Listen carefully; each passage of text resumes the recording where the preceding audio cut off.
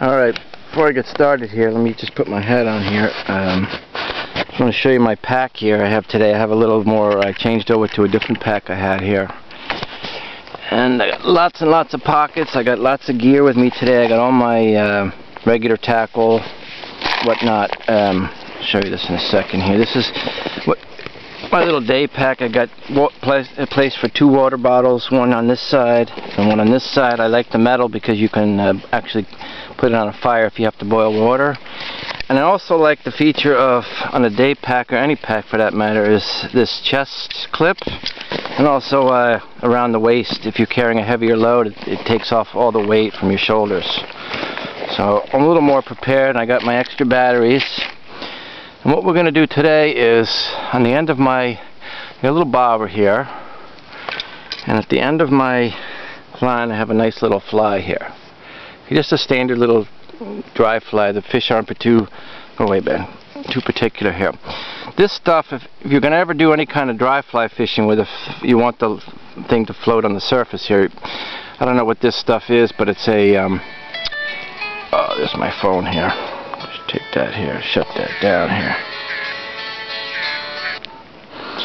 This stuff is the best invention ever. It's like a little white powder, and it's got these microscopic little glass balls in there. And you put your little fly in there, and you click it, and you just shake it. And what you're doing is this powder is like it's a floatant, is what it is, and it comes out. And what you do is just one little treatment like that, and your fly will stay buoyant for like 10 casts before it gets waterlogged and goes under.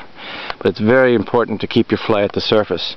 Okay, now this technique, you don't have to go and buy a fly rod to fish this way. I have about, I don't know, 6 feet of line. If you're going to fish in a stream, you can shorten it down to maybe 2 feet. It's more than enough if it's going down the stream. Your bobber will keep it, and it keeps it, it's no problem. The best way to fish flies in a lake is, of course, if you have a little bit of a wind, and then you can cast it upwind, and then it'll drift by. Now, just a minute ago, I saw there was right in front of me here a big wake of a trout. So I'm going to just make a short cast here to start with and see if maybe I'll be lucky. So let's see what we got going on here.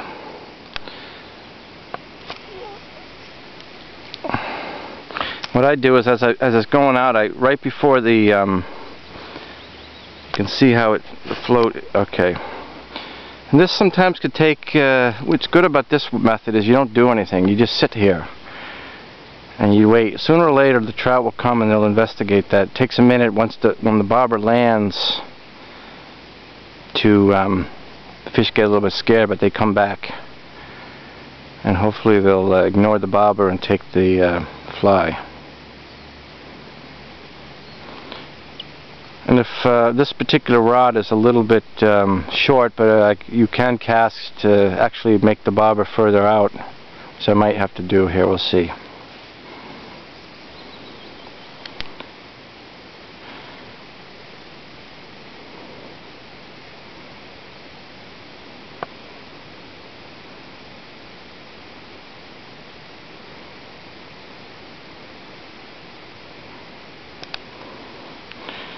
Alright, again, I'm standing a little bit back from the edge here in case there's any trout, because there's some weeds right here, and there's something right outside here. I saw it come up as a good sized trout to make that big of a wake.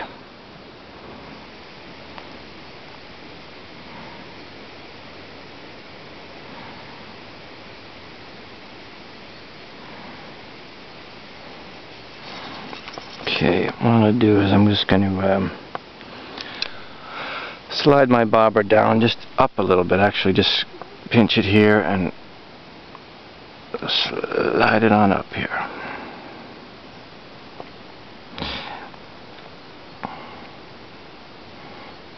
To get it just right here. Come on, I'm wasting my precious video time here with diddling with this bobber here. This is cheap El Cheapo bobbers, imitation black and red. When I was a kid, these there was only one manufacturer of these, and now everybody is on the bandwagon, and they're just cheap. All right, we're gonna try this here. further out. What I did is just before the bobber was going to hit, I pulled it back, so then I stopped it in the air so that the bobber will stop, and then the fly will keep on going, and then usually you get more of a distance. Otherwise, you got to slowly reel in the bobber as close to you, so that the fly distance from the fly to the bobber is further away. It just makes it easier to less scary for the fish. And the ultimate is a clear bobber, and I have those. I just can't seem to find it at the moment, so I have the black, the white, and that might also be a deterrent, but not usually. But a clear bobber is the best, because from a fish point of view, they can't see it as easily.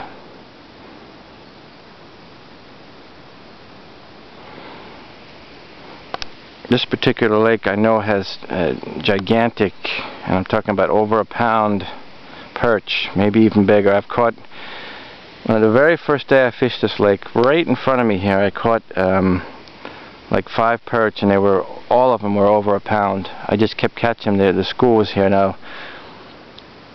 It's a hit and miss thing, but the good thing about this particular lake is that it's a regulated lake, whereas the water level goes down. Late summer, mid to late summer, the water level, they let it go. If we don't get a lot of rain, of course, it goes down, and there's a good, I don't know, 30-40 feet all the way around that you can walk the whole edge of the lake, and the lake becomes actually smaller, and it concentrates the fish. So they're easier. You can walk the whole lake and actually cast and hit every spot, and you can actually find the perch that much easier, unless you go with a canoe or something. I have fished with canoe here. Alright, no action here. I'm going to take a cast a little further over there and see. I'm on a rock here now. I can just lean it over the water. You can see that the fly, even though it's been in the water, it hasn't lost any of its buoyancy. Oh, there's a nice wake right out there. See what happens. You never know. Try the fly fishing a little bit, and if it doesn't work, I'll go over to a spinner. That's my last resort. Spinner. Oh, I got one. Yep, there's a nice little. See, I got a nice little trout right off. Now we're gonna loosen up my drag a little bit. It's a nice one. I know it's a trout because perch just don't feed off the surface, which is another bonus for fly fishing. All right, finally. I don't want people that have seen my earlier videos know that I catch trout once in a while and this and that, but anybody new to my thing, I don't want them to think that I'm a lot of talk and not. It's not a very big trout, but it's a keeper, but I'm not actually going to keep it, so which is good. The only problem with this, wait, I hope I don't lose it now. Shoot, and I have to do it. It's in the weeds here. All right, come on, little boy. Ah, shit. Sorry about that. I lost it. I should have went around the weeds. I made another stupid mistake. Well, I don't know. If you caught that on video, you saw it. I'm not going to exaggerate. It was at least 8 inches, 9 inches long. It could have been longer. How maddening is that? Well, okay, we're getting one step closer.